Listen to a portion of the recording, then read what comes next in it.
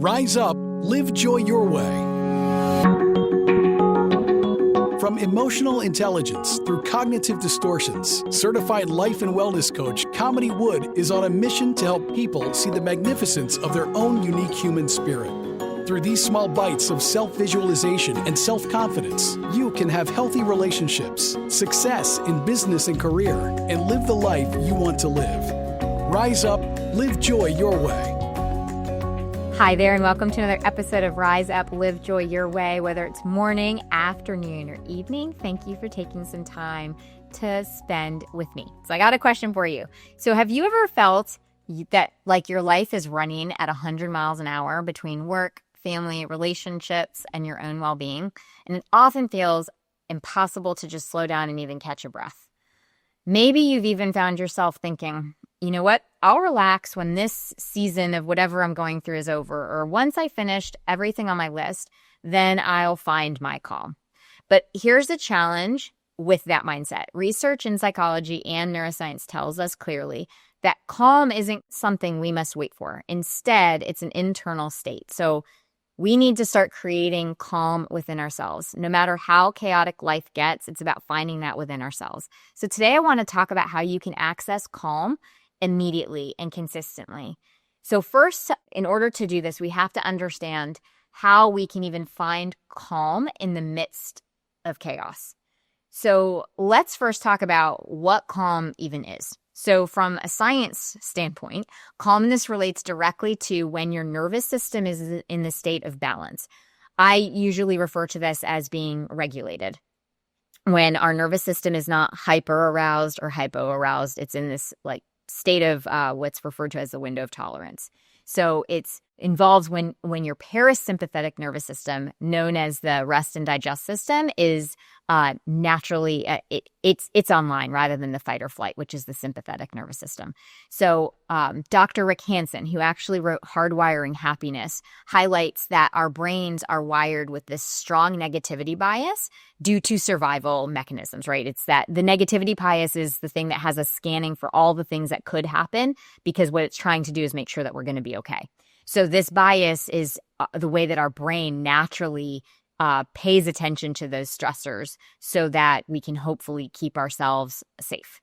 But what happens is calm doesn't then happen automatically. Instead, it's something that we have to intentionally cultivate in order to be able to access it on a consistent basis. So John Kabat-Zinn, who's actually a mindfulness researcher and neuroscientist, underscored this in his research and talks about it routinely. So his studies on mindfulness-based stress reduction, MBSR, consistently demonstrated that even brief moments of mindfulness can significantly reduce stress and anxiety because it alters the brain's activity.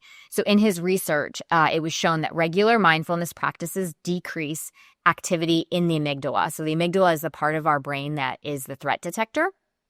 And so when we increase the mindfulness practices, what we're doing is we are creating more emotional regulation. And so we can access calm more often, essentially. So there was a study that was also published in Frontiers in Human Neuroscience that found that participants who practiced even brief mindfulness meditation sessions, so even as short as 5 minutes in a day, so not like hours long at all, but just 5 minutes in a day, they experienced reductions in their cortisol levels, which is that stress hormone. They experienced reduction in that.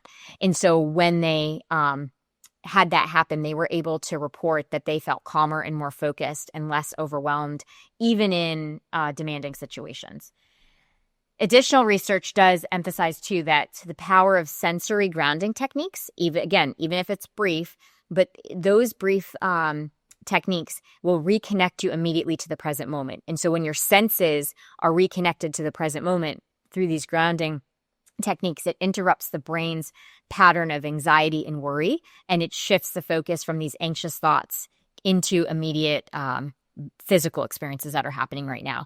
The American Psychological Association actually also had a study that showed these brief grounding exercises reduced acute anxiety. So if you're having acute anxiety, just coming back to the present moment, it has a reduction in that as well as the stress levels. And the researchers emphasize that the grounding techniques help anchor the brain into reality rather than perceived threats or worrying about the future. And so again, it calms the nervous system. It re-regulates the nervous system. So, just thinking about all of that and the research and the science behind it, what are some things that you could do to really start practicing and to bring calm into your everyday?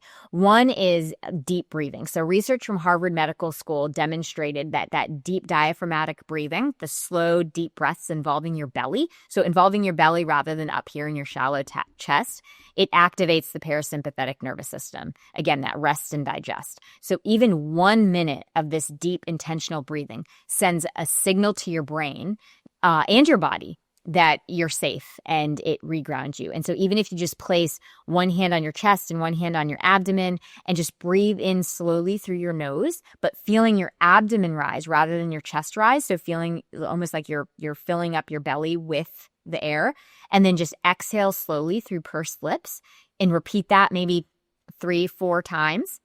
That practice will rapidly shift you from this fight or flight or this stress into a place of calm.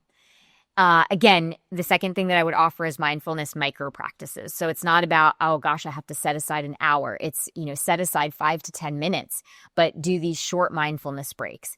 And you can even set reminders during the day to take a brief, like I said, 5 minutes. You can even do 1 to 3 minutes of just simply noticing your breathing or simply noticing the sounds around you. Just really paying attention to your senses, because these short pauses will have the cumulative effects of reducing stress and anxiety over time.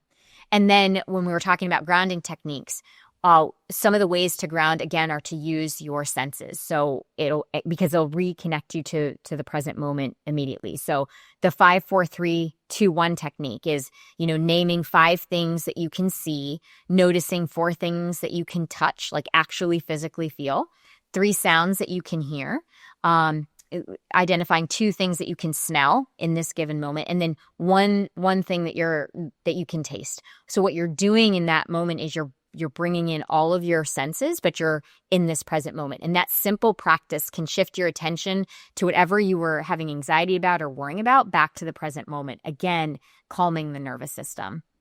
And then visualization is another technique that they talk about routinely in positive psychology, where just having brief guided visualization. So you close your eyes and you briefly and vividly imagine yourself in a safe, calm, and peaceful place.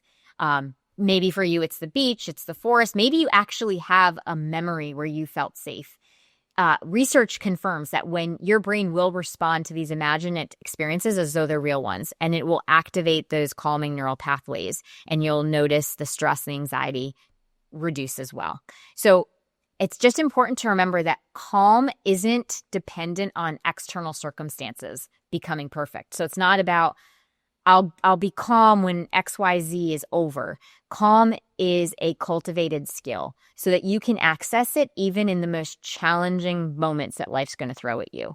And the research has shown that just having these brief intentional practices that you engage in on a daily basis will help build that muscle so that you can access calm, again, even in the middle of chaos. And it's important to remember that you don't need hours set aside for meditation, that you can do this in these small bite-sized pieces, and over time, it'll accumulate and compound to be something that you can access more routinely.